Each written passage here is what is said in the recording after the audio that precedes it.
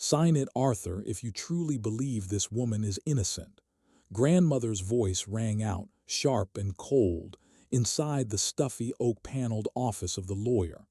My father did not hesitate to pick up the fountain pen. He crossed out his name. He crossed out my name. The inheritance rights to the Watkins family estate vanished forever. I gripped my stepmother's sweating hand tightly. My chest tightened. Grandfather's legacy officially belonged to the very people who had pushed me to the edge of life and death that day. October winds blew the fiery red maple leaves across the gravel driveway leading to the Watkins mansion in the suburbs of Boston. The damp air carried the faint smell of rotting pine resin around the grim stone walls. Ever since my biological mother passed away from a severe illness when I was 12, this mansion felt like a giant tomb burying my childhood and that of my younger brother Leo. Grandmother Beatrice and my Aunt Margaret ruled every corner of the house with harsh rules, scrutinizing glares and toxic judgments. My father, Arthur, buried himself in running the family's paper mill chain in central Massachusetts to escape the pain. Things just passed by coldly until 3 years later when my father brought Eleanor home. Eleanor did not come from the prestigious New England families as my grandmother had hoped. She was just an art teacher at a public high school in South Boston, carrying a few battered suitcases and an incredibly warm heart. On her first day stepping into the mansion, Eleanor knelt on one knee on the living room rug, gently wiping away the mud that little Leo had accidentally smeared on her leather shoes, smiling softly instead of yelling the way Aunt Margaret usually did. But her presence was a thorn in the eyes of the women bearing the Watkins name. In Grandmother Beatrice's eyes, Eleanor was a scheming gold digger, a woman using fake sweetness to drain a massive fortune and seize control of the mansion. Aunt Margaret, who always schemed to take my father's place as co-chair of the corporation, was even less willing to share power with an outsider. From the very first days, they launched a campaign to isolate Eleanor. Every act of her kindness was ruthlessly twisted. When Eleanor spent a late afternoon baking a pecan apple pie for us boys, Beatrice would lean against the kitchen doorframe, coldly tossing out a casual remark that such an amount of sugar was enough to kill a child, subtly implying Eleanor was intentionally harming our health. When Eleanor bought Leo a new watercolor set, Aunt Margaret immediately snatched it, threw it in the trash, and claimed those cheap chemicals would cause allergies, then instantly bought an expensive oil paint set from France to prove who was truly capable of caring for the Watkins children. But Eleanor never fought back with bitter words. She just quietly cleaned up the mess, gently held my hand, and said everything would be fine. One time I dropped the brass-cased silver compass, the only keepsake grandfather left me before he died. The glass cracked, the directional needle got stuck. I hid it away for fear of grandmother's punishment. Eleanor found it under the bed. Instead of snitching, she stayed up for 2 straight nights, using her tiny art-crafting tools to carefully dismantle every joint, polish the tarnished silver, and straighten the needle. When she placed the compass in my hand, it worked perfectly. That was when I knew this woman truly loved us boys with her whole life. But grandmother and Aunt Margaret did not give up. They began planting seeds of doubt in my head.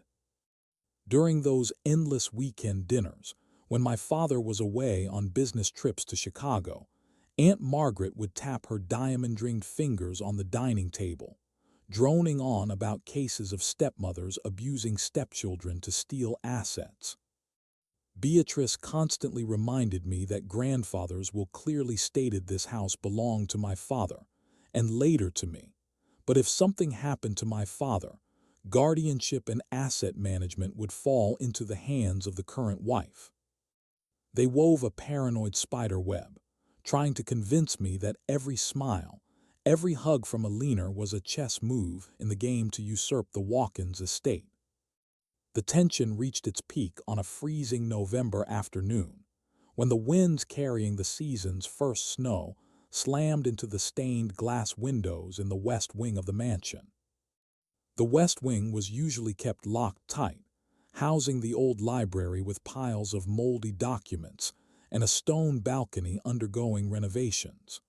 The only key to the heavy oak door leading into that area was a cast-iron key shaped like a lion's head. Beatrice always wore it on a silver chain around her waist, a symbol of absolute power in this house. That day, Leo was busy chasing a stray cat that had wandered inside. The boy was only 7 years old, running down the third-floor hallway before disappearing from sight. I ran after my brother, calling his name while gasping for breath. Reaching the end of the hall, I was stunned to realize the oak door leading to the west wing was cracked open. A freezing draft from the balcony under repair blew in, bringing sharp snowflakes. I stepped inside, darkness blanketing the library. Leo's sobbing echoed from the balcony. I dashed forward, my footsteps crushing a thick layer of dust. The balcony doors were thrown wide open. Leo was huddled close to the edge of the half-shattered stone railing, the cat curled up in his lap. The marble block beneath the boy's feet cracked and wobbled. Just as I reached out to pull Leo back, a loud noise slammed from behind. The heavy oak door slammed shut. The cold click of the lock echoed clearly. We were locked in. The storm began to howl fiercely. The temperature dropped sharply. The slab of stone beneath Leo's feet began to slide. I lunged to grab my brother's jacket, but the dead weight dragged both of us sliding toward the deep void below. I screamed for help in despair. My hands were freezing, scraped and bleeding as I clung tightly to an iron rebar jutting out from the rubble. Leo wailed hysterically. Absolute panic strangled my throat. Then the balcony glass door was smashed to pieces from the outside. Shards flew everywhere. Elena appeared. She had been unable to open the main door of the west wing, so she had climbed across the narrow wall ledge from the storage room window next door, braving the blizzard and the 90-foot drop. Her hair was matted with sweat and snow, her hands bleeding from clinging to the rough bricks. The stone step crumbled, I slipped. My whole body fell. Elena lunged forward. Her hands reached out. Her arms slammed down. Everything spun. She grabbed my collar and Leo's arm with superhuman strength, violently yanking both of us tumbling onto the wooden floor inside the library. Right at the moment, the balcony stone block crashed down onto the brick courtyard below. Elena hugged us tight, her whole body shivering violently, her breath catching in sobs. She comforted us, using her own body to warm the two brothers. But that touching scene lasted less than 5 minutes. The main door of the west wing burst open. Beatrice and Margaret stormed in, followed by the maids covering their mouths in horror. Not a word of concern, not a sound of pity. Margaret immediately lunged forward, ripping Leo from Elena's arms, shoving her hard onto the floor covered in broken glass. Beatrice stood tall, her razor-sharp gaze pinning down the bleeding woman. Her voice echoed across the empty room, decisively accusing Elena of luring the two children in here, locking the door herself to stage a tragic accident to eliminate grandfather's lawful heirs. She loudly claimed to have seen Elena sneaking the West Wing key since early morning. By the time my father frantically flew back from Chicago and rushed into the private hospital where our wounds were being checked, everything had been perfectly orchestrated. Margaret shoved the chief repair worker's report in front of my father, confirming the balcony had been intentionally loosened. Beatrice sat on the sofa in the hospital waiting room, tapping her ebony cane on the floor, coldly delivering an ultimatum. She declared she would immediately file charges against Elena for attempted murder. With the Watkins family's power, throwing a destitute teacher into prison for life was as easy as flipping a hand. There was only one way for her to drop all charges: for Alina to walk away from this mess in peace. That was for my father to voluntarily sign the agreement surrendering all inheritance rights, handing over ownership of the estate and company shares to Margaret, and moving his small family out of Massachusetts forever. My father stood frozen in the hospital corridor reeking of strong antiseptic. He looked through the glass door of the emergency room, where Alina was having her slashed arm bandaged, then looked at Leo and me shivering on the hospital bed. He understood that even if he fought a legal battle, the children would have to go to court, would be torn apart by the tongues of their own flesh and blood. To protect his innocent wife and preserve his children's peace, he had only one choice. 3 days later, we were present at the law office representing the Watkins family. Lawyer Wellington sat behind the massive oak desk, carefully pushing the thick file folder forward. The room was suffocating with the smell of old leather and the overpowering rose perfume wafting from Margaret's scarf. The grandfather clock ticked dryly. My father, Arthur, sat straight-backed in the armchair.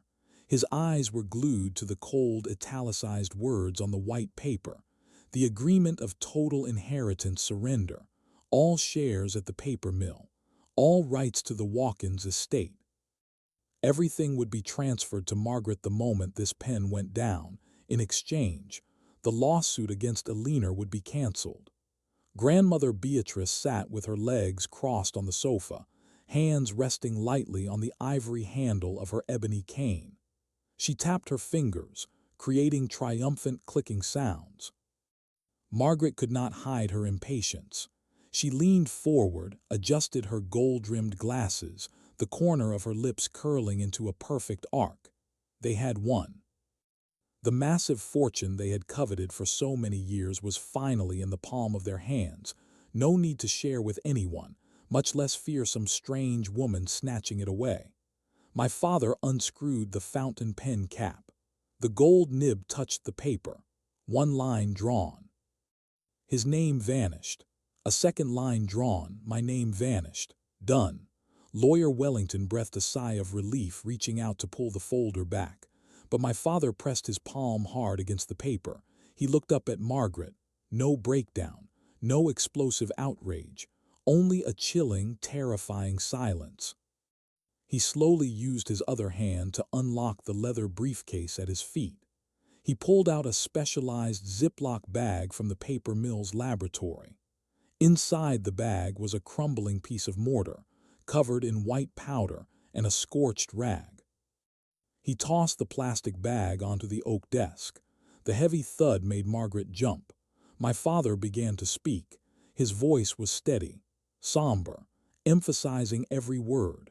He spoke of the emergency chemical analysis his chief lab technician had run at dawn. That piece of mortar was taken from the edge of the balcony where Leo and I almost fell. It was not cracked by time. It was decomposed, corrosive chemical, concentrated hydrochloric acid. It soaked into the stone. It destroyed the structure from the inside, slowly, leaving no obvious trace. It took exactly 3 weeks for the acid to completely eat away the joints. He pulled another thin piece of paper from his briefcase. The purchase receipt, the delivery signature.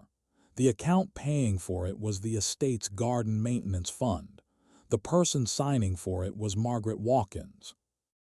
Bought exactly 3 weeks ago, in bulk. The reason stated on the paper was to clean the backyard fountain. The fountain had been bone dry and hadn't been scrubbed in 2 years. You bought it. You fired the gardener. You poured it. You chipped it. You waited for it. You wanted it to collapse. You wanted 2 children dead. You did not just want Alina gone. My father's voice echoed, slamming into the wood-paneled walls. Lawyer Wellington slammed his notebook shut, pushing his chair far back from the desk. Margaret gasped for air. Her diamond-ringed hand shook violently, hastily pulling back from the file folder as if it had just caught fire. She backed away, her back slamming hard against the bookshelf. Beatrice dropped her ebony cane. The hard wood cracked against the floor dryly. She snapped her head to look at her biological daughter. Her hands gripped the sofa armrest so tightly her knuckles turned pale white. She had only wanted to use this accident to frame Alina for negligence. She locked the library door when she saw us run in just to trap us, staging a scene to kick out the daughter-in-law who lacked the proper pedigree. She never knew that behind that door, her own flesh and blood daughter had set a deadly trap to claim the lives of her two grandsons, aiming to entirely eliminate the primary heirs. Their alliance shattered right inside this suffocating room. Suspicion, betrayal, absolute terror began to spread between the two women. They looked at each other like looking at strange monsters. No police needed, no noisy trial needed. My father had personally buried their peace forever. Living under the same roof, hoarding that massive fortune, but from now on they would have to sleep with one eye open, always guarding against their own flesh and blood. My father stood up. He buttoned his suit jacket. He pushed the signed agreement toward Beatrice. "Keep this stone tomb," he said curtly, turning his back and walking straight toward the door. 24 hours later, the suitcases were neatly packed into the trunk of our family SUV. The gloomy Boston sky sprinkled snowflakes onto the stone steps of the Walkins mansion. I held Leo's hand, stepping through the carved oak doors one last time. No one came out to see us off. The main door slammed shut, locking the ghosts of greed and cruelty behind. Alina sat in the passenger seat. Both her hands were wrapped in stark white gauze, oozing faint red blood at the fingertips. She turned back to look at us brothers. A gentle smile bloomed on her lips, warmly melting away the biting cold of the New England winter. She reached out her injured arm, lightly patting my knee. "Everything is fine now," she whispered. My father started the engine. The motor roared to life. I reached into my coat pocket, pulling out the brass-cased silver compass. The glass was crystal clear. The joints were smooth. Alina's tiny art tools had saved its life, just like how she had used her torn hands to pull us from the abyss. I placed it into Leo's tiny palm. The directional needle trembled slightly before coming to a stop. It pointed straight north. The car rolled forward, gliding past the rusted iron gates, leaving the darkness behind, merging into the stream of traffic heading toward a new life.